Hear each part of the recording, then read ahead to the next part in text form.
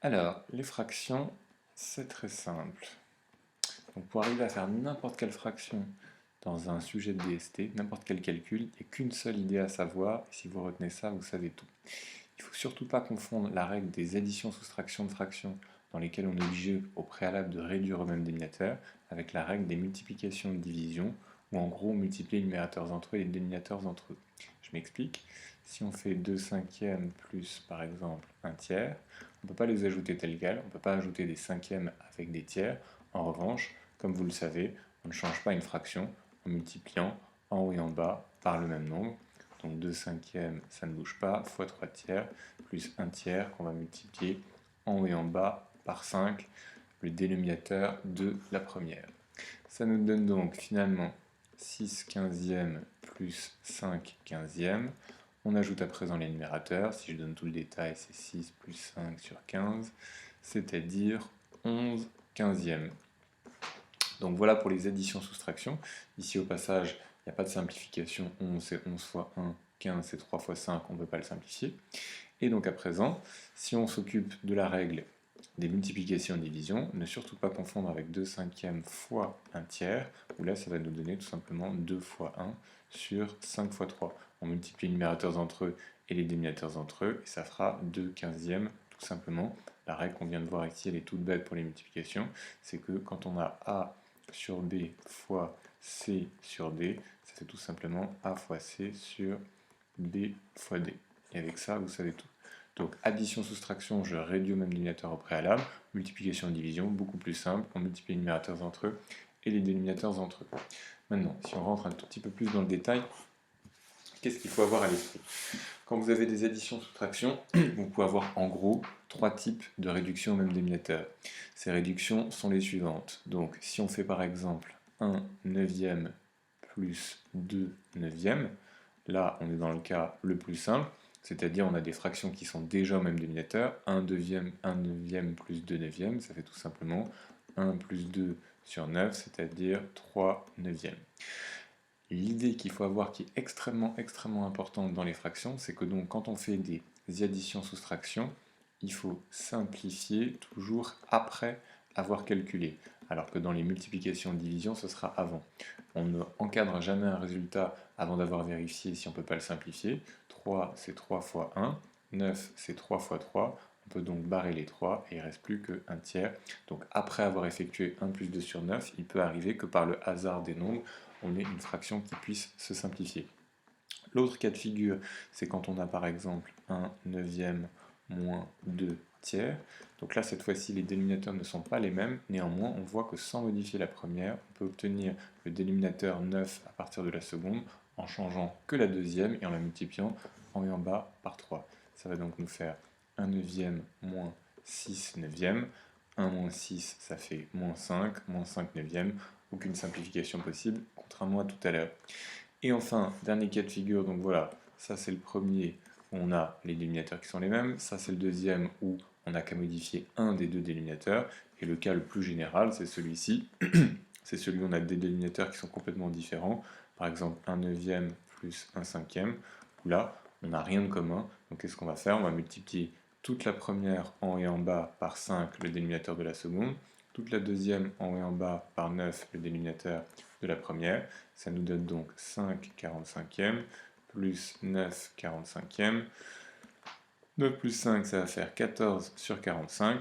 Et arrivé ici, on ne peut pas simplifier, c'est la bonne réponse. Pourquoi? Parce que 14, c'est 7 fois 2. 45, c'est par exemple 9 fois 5. Il n'y a donc aucun diviseur commun. On doit toujours regarder après si on peut simplifier. Parfois, ça peut arriver comme dans le premier. Et parfois, non. Maintenant, si on s'intéresse à présent aux détails des multiplications et des divisions, c'est beaucoup plus facile. Donc là, il n'y a pas 36 millions de cas. On peut avoir par exemple 2 tiers fois 5 septièmes, c'est-à-dire 2 fois 5 sur 3, 2 fois 5 sur 3 fois 7. On a un cas, on peut faire aucune simplification. 2 fois 5, ça fait 10, 7 fois 3, 21. Et un peu plus intéressant, si on a par exemple 4 septièmes fois 14 sur 12, là, ce qu'il faut bien retenir, c'est que autant pour les additions-soustractions, on cherche toujours à simplifier après avoir fait le calcul, autant pour les multiplications et ne surtout pas faire un calcul compliqué, simplifier avant. Donc là, ce serait une grosse bêtise de faire 4 fois 14 égale, etc., 7 fois 12 égale, on va au contraire tout décomposer. C'est-à-dire 2 fois 2 fois 14 qui est 2 fois 7, sur 7 fois 12 qui est 4 fois 3, c'est-à-dire 2 fois 2 fois 3, et on s'aperçoit qu'on peut faire tout un tas de simplifications. Le 2 avec le 2 avec le 2, le 7 avec le 7, et finalement, en ne faisant aucun calcul compliqué, on obtient directement 2 tiers. Donc retenez, c'est hyper important que quand on fait des multiplications et des divisions, il faut simplifier avant. Donc dans n'importe quel sujet de DST, certes, addition, soustraction, on réduit au même dénominateur, multiplication, division, on multiplie les numérateurs et les dénominateurs entre eux, mais pour les multiplications, il ne faut surtout pas calculer tout de suite et compliqué, mais au contraire, le plus tôt possible, faire les simplifications. Pour les additions, soustractions, ça peut arriver après, et de toute façon, à la dernière ligne, c'est le dernier endroit où on peut simplifier, on n'encadre jamais un résultat avant d'avoir vérifié qu'il n'est pas simplifiable. Donc pour donner un dernier exemple pour les divisions, puisque les divisions c'est la même chose, 1 quart divisé par 5 demi, ça va tout simplement faire 1 quart fois 2 cinquièmes. Donc l'idée ici toute bête, c'est que diviser par une fraction, la règle A divisé A sur B divisé par C sur D, divisé par une fraction, c'est tout simplement multiplier par son inverse. Donc à chaque fois que vous avez une division de fraction, qu'est-ce qu'on fait? Ben voilà, on a divisé par une fraction, ce divisé est devenu un multiplié, mais on a multiplié par l'inverse. L'inverse de 5 sur 2, c'est 2 sur 5. Et après, la règle devient exactement la même.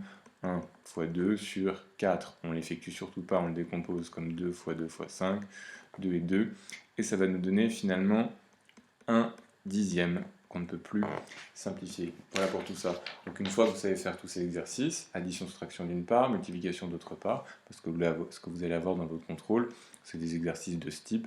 J'en donne un exemple ici pour conclure. Par exemple, 2 tiers moins 1 cinquième, entre parenthèses, facteur de 1 quart plus loin, plus 1 demi. Donc quand vous recopiez l'énoncé, matérialisez votre compréhension des priorités par la manière dont vous écrivez petit et serré, tout ce qui est prioritaire, intérieur des parenthèses et multiplication, et en large et espacé, ce qui n'est pas prioritaire, à savoir addition, soustraction. Ici donc, on est obligé de réduire au même dénominateur, on fait x5, x5, x3, x3, puisqu'il n'y a rien de commun. Ça nous donne dans un premier temps donc 10 sur 15 moins 3 sur 15. Le reste, on n'y touche pas. 1 quart plus 1 demi. Ça va donc faire 7 quinzièmes fois 1 sur 4 plus 1 demi. On a dit qu'on cherchait le plus tôt possible à faire des simplifications de fractions quand il y a des multiplications. Il se trouve qu'ici, il n'y en a pas. 7 fois 1, 15 fois 4. Ni 15 ni 4 ne sont divisés par 7, donc là, cette fois-ci, on ne va pas avoir d'autre choix que de le calculer. Ça va donc faire 7 sur 15 fois 2, 30, 30 fois 2, 60, plus ici 1 demi. Là, c'est pareil, on est dans le cas, on a une réduction de dénominateur. Ne surtout pas tout multiplier par 2 en haut et en bas et tout multiplier par 60, puisqu'ici, on voit qu'il suffit de multiplier par 30 en haut et en bas un 2 pour obtenir un 60. Et ça va donc nous donner ici 7 soixantièmes plus 30 soixantièmes, soit finalement, je vais l'écrire ici, soit finalement 37 sur 60. 37 sur 60, fraction irréductible. 37, c'est ce qu'on appelle un nombre premier, égal que à lui-même fois 1. 37 fois 1, pas de division possible avec 60. On a vérifié que le résultat était irréductible et c'est fini. Donc je récapitule, addition, soustraction, on réduit au même dénominateur au préalable et on simplifie. Et on simplifie toujours après quand c'est possible, avec un dénominateur commun ou juste une fraction à changer ou les deux fractions à changer.